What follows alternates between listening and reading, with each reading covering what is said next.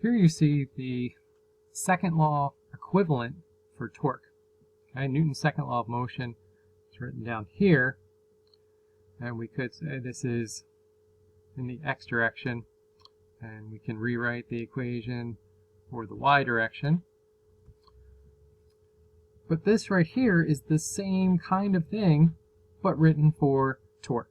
So when you add up all the torque, it is equal to I times the angular acceleration. This is an alpha. So angular acceleration has to do with how quickly its rotational speed is changing.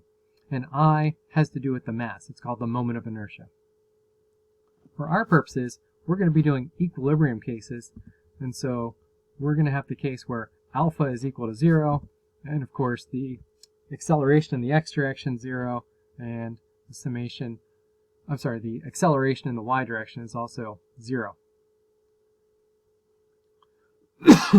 So we have three equations that we can use when we have equilibrium cases, and that's what we're looking at in this chapter.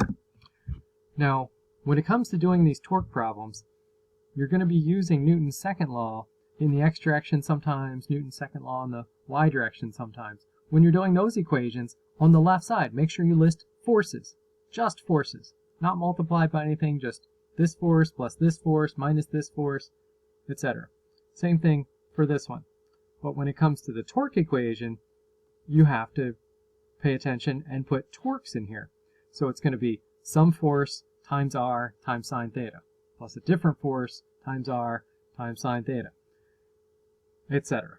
Some will be positive, some will be negative. But you really want to be clear, put torque in this equation, put forces in this equation, forces in this equation. I know it sounds like a silly thing to say, but super important. All right, let's look at an example here where we have a 5 kilogram mass and we have a mass that's right here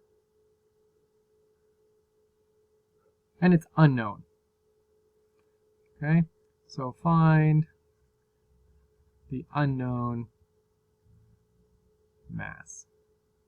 Okay, I know it said force, but essentially, since we don't know what the mass is, we don't know what the force is either. So when we look at this problem, there's a few things that we need to do. One is pick an axis of rotation. Another one is to draw a free body diagram. And so to draw a free body diagram for this, we can, let's see, we'll draw it right here.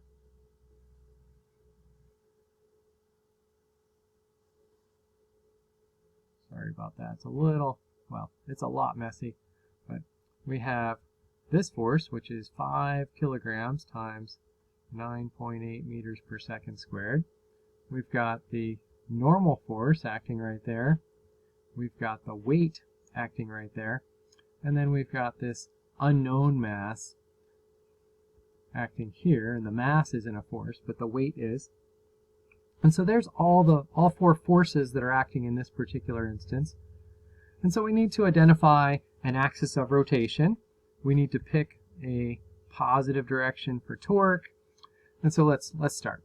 First, axis of rotation. It makes sense to put it here. We don't know what the weight of the beam is. We don't know what the normal force acting is. But if we put the axis of rotation here, then we won't need to know those things. We do know that this distance right here is 0.5 meters. Actually, I didn't give you that, but just like in prior problems, we're counting this as 0.5 meters and 1 meter and 1.5 meters, and then the same thing this way. So that means this is 1.5 meters.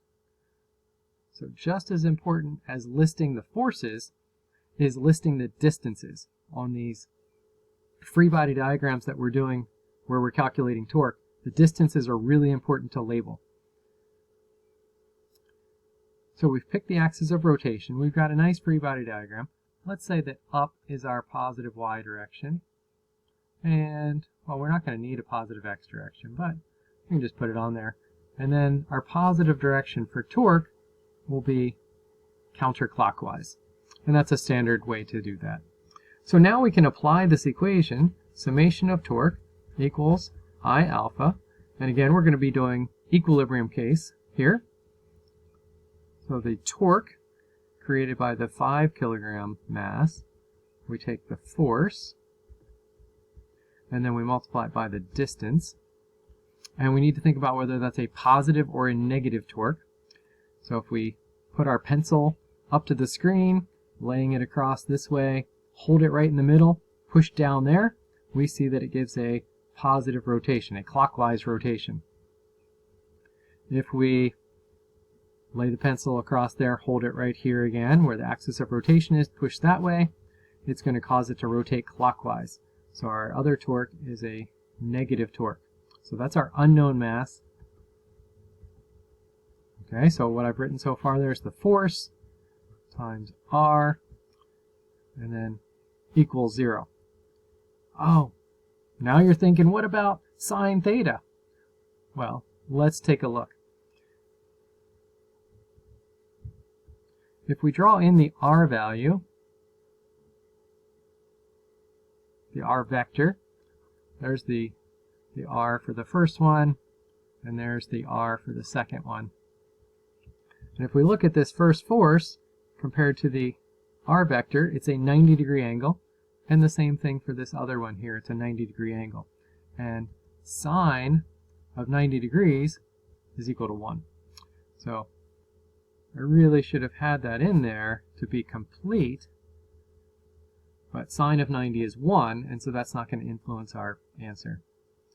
So then we can solve for the unknown mass, and so mass equals 5 kilograms times 9.8 meters per second squared times 1.5 meters divided by 9.8 meters per second squared times 0.5 meters, and I don't need to worry about the 1.